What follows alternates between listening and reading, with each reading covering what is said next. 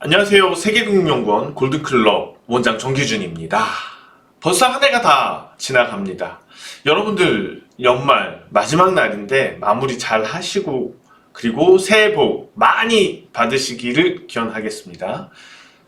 2022년도 여러분들 하시는 일들 모두 다 잘 풀리기 바라겠습니다. 물론 주식 투자에서 수익도 많이 내시고요. 저도 여러분들 수익 많이 나실 수 있게 도와드리도록 하겠습니다. 자, 바로 특집 투자 전략 시작해 보겠습니다. 2022년 과연 어떻게 흘러갈 것인가, 주식시장이. 그리고 어떤 종목을 사야지 좀 짭짤할 건지, 주식시장 전망이 올해보다는 뭐 나을 건지 나쁠 건지, 코인을 해야지 될지, 뭐 그런 여러 가지 얘기들을 좀 길지 않게 나누도록 하겠습니다. 자, 먼저 오늘 이제 녹화는 30일이고요. 여러분들한테 31일 날 최초 발송드리고 뭐 1월 2일 정도나 1월 1일 정도에 한 번 더 발송을 드릴 예정인데요. 국내 주식시장 어쨌거나 12월 달은 오미크론 때문에 한 차례 또 인플레이션과 오미크론 때문에 한 차례 굴곡이 있기는 했었지만 그럼에도 불구하고 잘 버텼다, 이렇게 평가를 내리고 싶어요. 자, 뭐 마지막 날 15포인트 가량은 하락을 했지만은 뭐 그닥 크게 이상한 하락은 아니고, 지금 코스피 지수 보고 계십니다. 다만 이제 계속 올해 국내 주식시장을 이렇게 쭉 바라보면서 불만스러운 거는 다른 것보다는 뉴욕 증시에 비해서 너무 국내 주식시장이 분위기가 안 좋았다는 거죠, 상대적으로. 다우산업지수도 한번 보실 텐데요. 이렇게 보시는 것처럼 뭐 다우지수는 신고가입니다. S&P도 신고가고요. 계속 올해 조금씩 작년처럼 크게 오르진 않았지만 계속 신고가 행진이었는데, 파동을 그리면서 국내 주식시장 같은 경우에는 그렇지 못했어요. 다소 좀 하락을 한 모습이죠. 지금 소폭 조금 올랐군요, 올해. 아무튼 간에 상대적인 상황을 비교했을 때 왜 국내 주식시장은 올해 분위기가 이랬냐? 뭐 지난 시간에도 말씀드렸지만은 삼성전자 하이닉스가 국내 주식시장에서 시가총액 비중이 너무 높은 탓도 해야지 돼요. 두 종목이 시가총액이 높은데 이들 종목이 잘 못 올랐잖아요. 그러다 보니까 전체적으로 시장이 좀 그래 보였던 거죠. 삼성전자 주가 한번 볼 텐데요.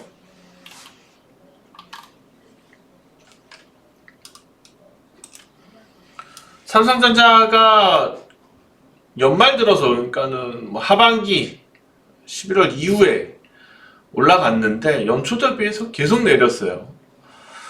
그러니까 어떻게 보면은 삼성전자가 이런 주가 흐름을 보인 거에 비해서는 국내 주식시장도 나쁜 건 아니었다는 거죠. 그렇게 나쁜 건 아니었다는 거죠. 물론 이제 작년만큼 안 올랐고 거래도 침체되는 게 있고 하다 보니까 개인 투자자들 성에 안 차고, 일부 이제 개인 투자자들이 좋아하는 종목들에서 엇박자가 계속 났죠. 개인 투자자들이 많이 몰리면은 또 빠지고, 개인 투자자들이 팔아치우면 올라가고, 삼성전자도 뭐 어떻게 보면 그런 흐름인데, 올해 투자 전략을 하면서 제가 뭐 시장은 안 좋았지만은 가장 보람 있게 여러분들한테 전략을 제시해 드린 건 바로 삼성전자인 것 같습니다. 투자 전략 쭉 보셔서 아시겠지만 1월 달에 삼성전자를 이제 떠나야 된다는 얘기를 계속 드렸었고, 삼성전자가 답은 아닐 거라는 얘기를 계속 드렸었습니다. 너무 삼성전자에 좀 많이 오르다 보니까는 치중하는 게 많았었거든요. 삼성전자의 1월달에 개인 투자자들이 너무 몰리고 그런 거에 대해서 위험성을 분명히 경고를 했고 대안이 아닐 수 있다는 얘기를 했었습니다. 장기 투자하기 위해서 진입할 시점이 아니다 이런 얘기를 많이 드렸었고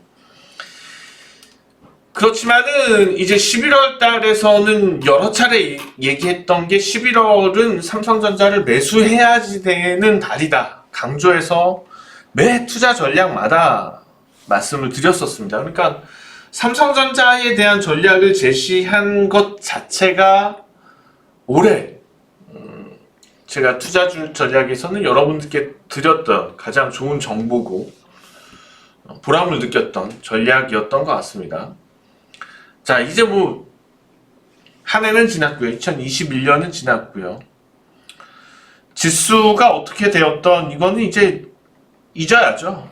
잊어야지 될 것 같고 이제는 2022년을 바라봐야 됩니다. 그러면 2021년 자 우리가 업종을 연으로 봅시다. 연 코스피 지수를 이렇게 보시면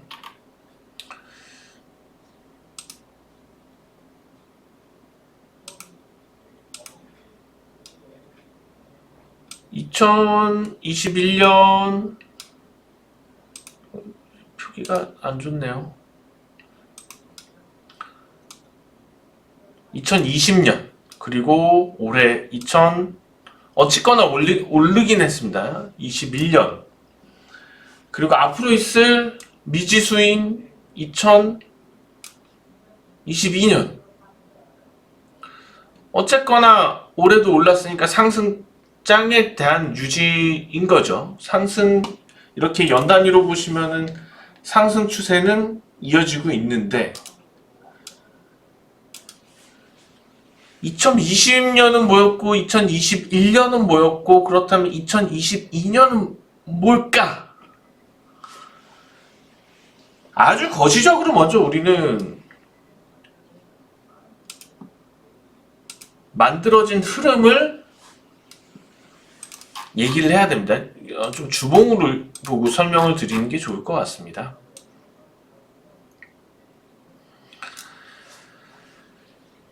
결정적으로 글로벌 주식시장이 2020년에 폭발적으로 그런 아주 안 좋은 코로나 상황에서 폭발적으로 올랐던 이유는 유동성입니다.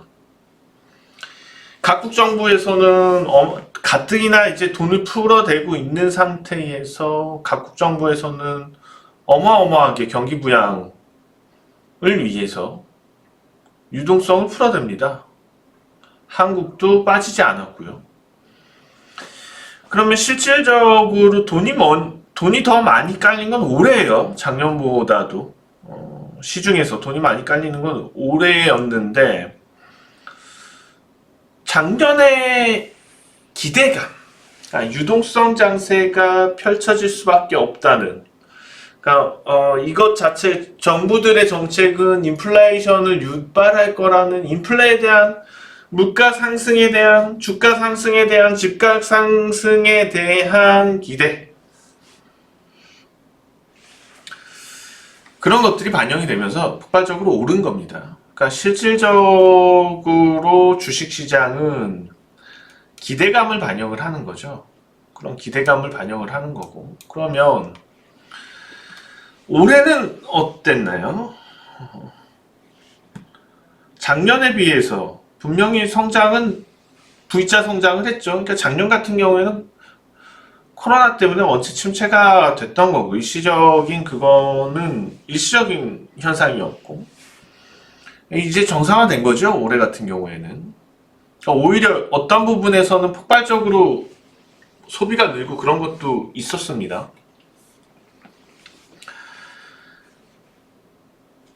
올해는 작년하고 다른 게 유동성은 계속 유리하지만 그 기대감 자체 유동성이 시중에 돈이 더 많이 풀릴 거라는 기대를 낮추는 한 해였어요. 2021년은요. 2021년은 그 기대가 왜 낮아졌냐? 인플레이션이 짙게 나타나다 보니까 금리 인상이 실질적으로 시작이 되었고, 그런 금리 상승의 기조들 자체는 유동성이 앞으로는 더 늘지 않을 거라는 기대를 주는 거죠. 우려를 주는 거죠.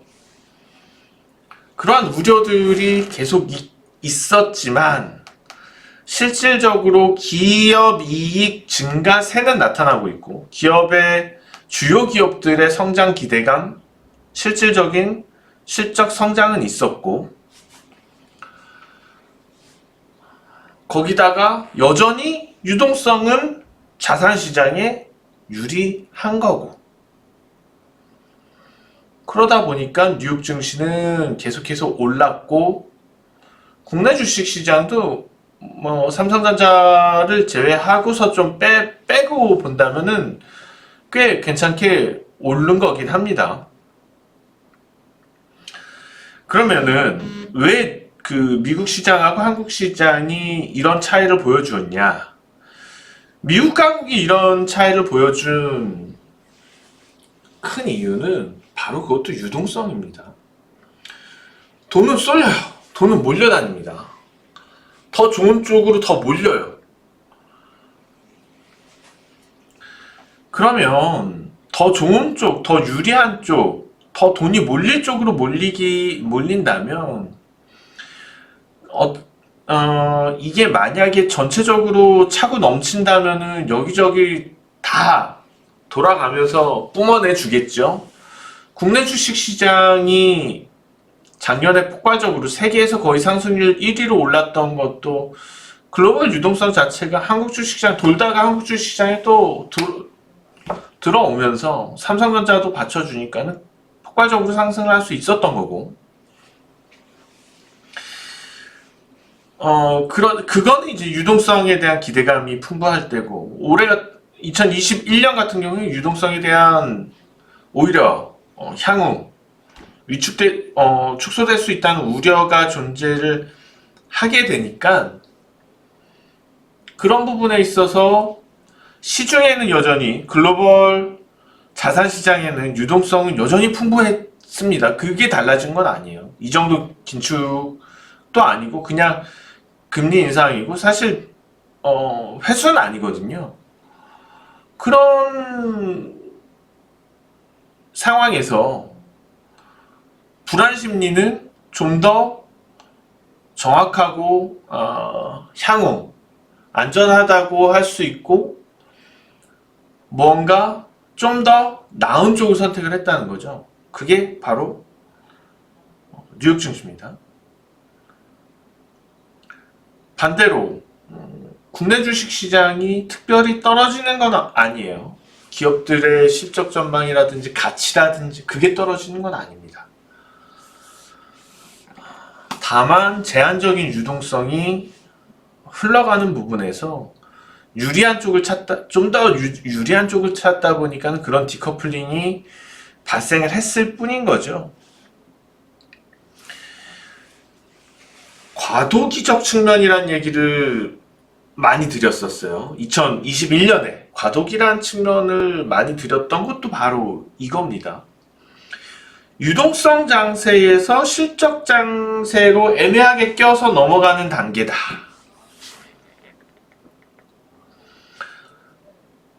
유동성 장세가 2020년은 분명한 유동성 장세였다면은 2021년은 사실상 실적 장세도 아니고, 왜냐하면 특별히 실적 장세라고 의미가 두기 애매한 게 2020년이 안 좋았던 거일 뿐이지, 2021년이 2019년에 비해서 막 그렇게 뛰어나다? 19년도 2018년도 19년에 비해서 또 그렇게 보기는 어렵죠, 경기 동향을. 그러다 보니까는 이제 뭐 뚜렷하게 실적 장세로 넘어가는 단계에서 거기에 맞을 만한 종목들을 찾기도 애매하고, 성장성만 놓고 종목들을 투기적으로 보고 가자니 또 특히 한국 시장 같은 경우에는 위험 부담을 안 가질 수가 없고, 변동성에 대한 급락해버리면 어떡해요? 우량주들이 쭉쭉 올라가면서 가치주들이 올라가면서, 그러니까 그런 것들이 전체적으로 시장의 방향들을 애매하게 만들었죠. 그러니까 어떤 종목을 사야 할지 애매한 게 문제였다는 거예요. 뭔가 딱 명확하게 이제는 이쪽으로 가야 되겠다 가 되면은 오히려 그런 종목들을 대장으로 앞세워서 시가총액을 높여가면서 지수를 견인해서 갈 텐데, 이걸 사기도 저걸 사기도, 이걸 안 사기도 저걸 안 사기도 애매했기 때문에 애매한 흐름의 시장이 나왔던 겁니다. 그러나 내년은 달라집니다. 2022년은 명확하게 이제는 가치주에 대해서, 성장주가 아닌 가치주에 대해서 수급이 선택을 할 겁니다. 자금들이, 대규모 자금들이 선택을 할 겁니다. 그런 분위기는 이제 뉴욕 증시에서 최근 들어서 양상이 더 짙게 나타났던 거죠. 오늘 좀 사실 원론을 기반으로 해서 얘기하는 것 자체, 거시의 틀을 먼저 얘기를 해서 가는 게 듣기에 따분하긴 한데, 근데 지나고 나서 보면은 가장 그게 정답에 가깝습니다. 좀 지루한 얘기들이지만은 자장가로 듣지 마시고요. 그냥 좀 보양 먹는다고 생각하고 들으시면은 어떨까요? S&P가 여기 있나요? 자, S&P를 보시면은 올해 S&P는 어땠습니까? 나스닥하고 좀 주봉을 보실 텐데, 올해 이렇게 보시면은 나스닥보다 훨씬 가파라 보이시나요? 자, 이게 주봉인데 S&P 500이 주봉이고, S&P 500은 그야말로 이제 좀 뭐 가치라고 할 수 있는 종목들이 담겨져 있다면, 나스닥 기술주들이 나스닥이 많이 있죠. 완연하게 이제 기울기가 차이가 나죠. 최근 들어서도, 이달 들어서도 그런 양상들이 잘 나타났기 때문에 제가 볼 때는요, 이제는 좀 더 그 선택에 대해서 2022년은 한국 주식시장에서는 명확해질 수 있다고 저는 생각을 합니다. 그러니까 2021년도, 2020년도에 수익률이 많이 나왔던 종목들은 2021년까지도 대부분 성장형 종목들이 많았다는 겁니다. 그러면 그들 종목들은 오히려 2022년에는 위험할 수 있어요. PER이 아주 높게 형성되어 있는 종목들은 슬금슬금 좀 이제는 발을 빼야 될 때가 되지 않았나 생각이 됩니다. 왜냐? 유동성이 풍부한 장세에서는 성장형 종목들에 대해서 더 베팅이 많이 됩니다. 투기적인 게 오히려 더 가장 현명한 투자가 되는 경우들이 많기 때문에 투기가 당연히 많아질 수밖에 없고, 그렇다면은 성장형 종목들에 대해서 무한한 주가의 가격을 만들어줍니다. 그러한 차원에서 코로나와 연관되어 있는 그 어떤 종목도 이제는 좀 떠나보내자고 얘기했던 게 바로 지난주 투자 전략이고요.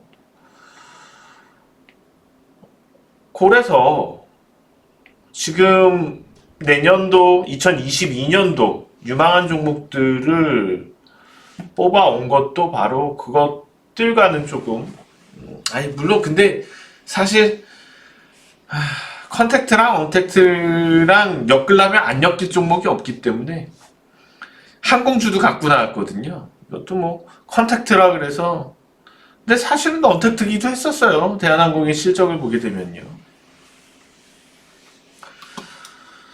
자, 뭐 이런 차원으로 저는 한 해를 보고 있고요.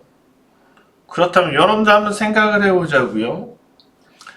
우선은 삼성전자의 주가가 본격적으로, 물론 이제 뭐 며칠 더 빠지고 갈 수도 있고 그냥 갈 수도 있고 하겠지만, 기본적으로 포트폴리오에 이제는 삼성전자가 좀 담겨져 있는 게 좋지 않을까요? 뭐 내려가면 더 사더라도 75,000원까지 빠졌다가 갈 수도 있습니다.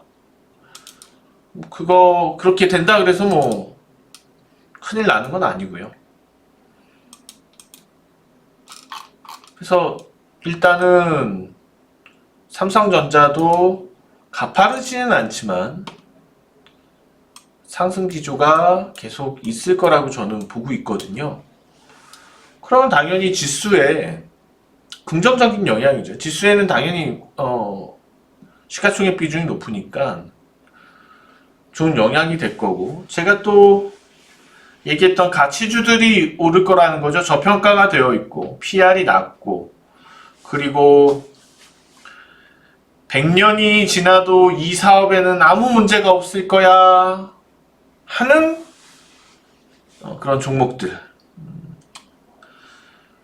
대부분 시가총액이 크죠. 그런 종목들이 오르기 시작하면 지수는 금방 오르죠.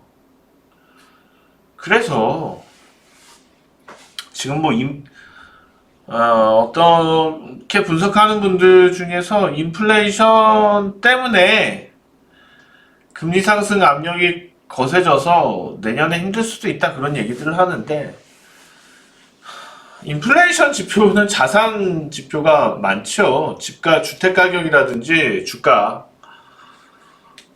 뭐 물론 이제 유가라든지 그런 것도 포함이 되지만은, 결국에는 자산 가격이 올라야지 인플레도 유발이 되는 건데, 어쨌거나 인플레가 계속 나온다는 거는 뭐 소비에서 유발되던, 그게 뭐가 유발되던, 그건 경기가 좋다는 거죠. 전체적으로 주가가 좋거나 집값이 좋거나. 이게, 그래서 저는 사실 금리 상승과 금리 인상, 금리 상승, 인플레이션을 주식시장에 어떤 영향이다라고 얘기하는 것 자체가, 그것 때문에 어떻게 될 거다고 얘기하는 것 자체가 그건 분석이 아니라고 저는 생각을 해요. 인플레 지표에 주가 지수가 포함이 되는데, 물가 지표에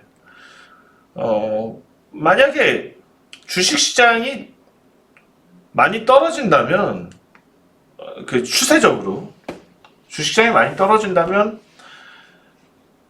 아마도 인플레이션은 낮아져 있을 거고, 이미요. 그렇다면은 반대로 금리 인상 가능성은 낮아질 거고, 주가가 쭉쭉쭉쭉 계속 올라가면은 다른 자산 가격도 역시 올라가고 있고, 물가 지표가 올라갈 가능성이 높은 거고, 주가가 쭉쭉쭉쭉 올라가면은 긴축, 금리 인상 얘기가 더 많이 나오겠죠. 그러니까 인플레이션 우려, 이런 게 주식시장의 어떤 방향을 결정하고 그러진 않는다는 겁니다. 다만 금리 인상이 계속 연이어서 한동안 쭉 진행이 되다 보면은 경기가 정점을 지날 때가 오는 거고, 그때 주식시장은 무너지겠죠. 그렇지만 지금은 경기가 뭐 정점을 지나고 그럴 때는 아직 근처도 안 왔습니다. 그래서 이제 경기가 좋아져야지 될 일들이 남아 있는 거고요. 그래서 이런 것들을 감안한다면은 주식시장은 좀 우리가 생각한 것보다는 좀 더 빠른 시간 내에 한참 오를 수도 있지 않을까라는 생각이 듭니다. 그래서 어떻게 보면은 우리가 삼성전자가 좀 뒤늦게 시동이 걸린 측면이 있어서, 삼성전자가 하반기 들어서자마자 좀 작동을 해줬으면은 우리도 나스닥 따라서 S&P 500 따라서 많이 올라 있을 텐데, 코스피가 이미 뭐 4천을 견눈질하고 있을 텐데, 이제 시작되었기 때문에 한국은 내년으로 그게 미뤄졌다고 봐요. 저는 내년으로 그냥 미뤄졌을 뿐이라고 봅니다. 그래서 내년 하반기까지 국내 주식시장 코스피 4,000선을 한번 바라봐 줄 수도 있지 않을까? 왜냐하면 삼성전자가 올라가고, 삼성전자만 올라가는 건 아니죠.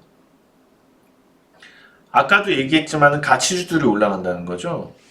그러니까 어떻게 보면 개인 투자자들한테는 내년에 막 그냥 개인 투자자들 좋아하는 성장형 종목들 뭐 눈 깜짝할 사이에 2배 올라버리고, 예를 들면은 최근 들어서 뭐 위메이드나, 그러니까 내년에 위메이드 같은 종목들은 많이 조심해야죠. 이제 2022년도에 위메이드 같은 종목들은 진짜 많이 조심해야 됩니다.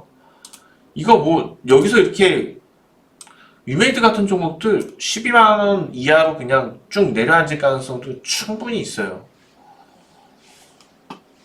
그러니까 지금 주가 보시는 것처럼 이렇게 쭉 치고 올라갔던 거 종목들 있죠. 올해 대부분들 많이 내려올 수 있습니다.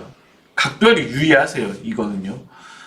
그러니까 성장형 종목에서 이제는 가치주 쪽으로 시장이 확실히 턴을 하게 되면 탈탈 털립니다. 이들 종목들이요.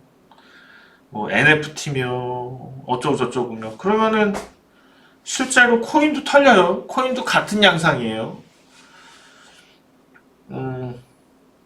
그런 부분들은 주의해야 되겠죠. 왜냐하면 최근 들어서 S&P가 신고가를 치고 있는데 비트코인 동향을 보시게 되면은 바로 말을 해줍니다. 그래서 코인도 뭐 끝났다고 보시면 좋을 것 같고요. 그래서 그런 측면에선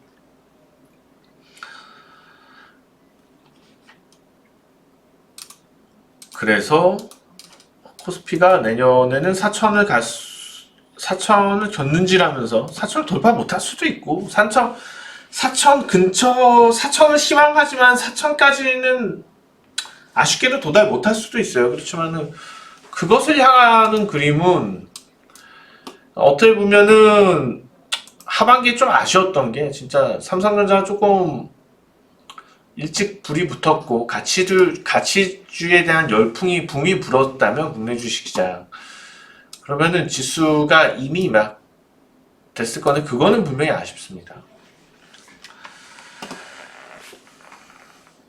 대충 어떤 쪽으로 우리가 투자를 결정을 해서 포트폴리오를 구성을 하고 종목들을 봐야 될지 아시겠죠? 내년에 재미없는 시장이 되지는 않을 겁니다. 분명한 건. 종목들은 재미없는 종목들일 수는 있지만 그 종목들이 오르는 폭을 보면 감탄하실 겁니다. 그래서 이 종목들 맨 뭐 올라봤자 1% 2%밖에 안 올라가고 그렇게 보시면 안 돼요. 그렇게 보시면 안 될 거예요. 내년에는요. 2022년은요. 자, 종목들입니다. 이제 드디어 아까 계속 얘기했던 것 중에 가치주 100년 있어도 이 종목은 살아있을 거다. KT 대표적인 가치주죠. 뭐 경기 방어적 성격도 띠고 있고 물론 이제 막 그렇게 폭발적인 성장력 이런 거는 없어요. 그렇지만은 이제 뭐 6G 산업의 해외 진출이라든지 뭐 그런 거에 대한 성장성은 약간 양념처럼 나올 수도 있는데 그게 중요한 건 아니고 장기적으로 볼 때 가치주가 조건에서 과거에도 한번 KT가 움직인 적이 있는데 가치주가 오히려 투기적으로 올라갈 수 있는 해이기 때문에 가치주가 투기적으로 올라갈 수 있는 해라면은 KT 같은 종목들 가능성이 있거든요. 그래서 한번 좀 보자는 겁니다. 안정적이고 뭐 기대 수익률이 여러분들 아까 위메이도 보셨지만 뭐 몇백 프로 나오고 그럴 가능성은 전혀 없지만 안정적으로 수익을 줄만하지 않을까. 그 다음으로 우리가 이제 인플레 얘기 계속 나올 수 있다 우려들이라면 만약에 시시각각 그런 문제들이 불거질 수 있다면 인플레 해지용의 종목들이 필요합니다. 일단은 금융주들. 저는 이제 KB금융을 잘 말씀을 드리잖아요. 그래서 KB금융에 대해서도 지금 월봉인데 주봉입니다. 현재 주봉 차트인데 KB금융에 대해서도 실제로 실적도 나쁜 게 아니고 100년이 지나도 있을 만한 기업 중에 하나죠. 뭐 KB금융도 이런 가치주들 쪽으로 수급이 확 옮겨 붙으면은 이런 종목들도 지금 너무나도 많은 넘치는 수급이 존재를 해요. 그래서 가치주가 이제는 간다. 여기 열풍만 불어주면은 2배 오르는 거는 막 너무 어렵거나 그러진 않을 겁니다.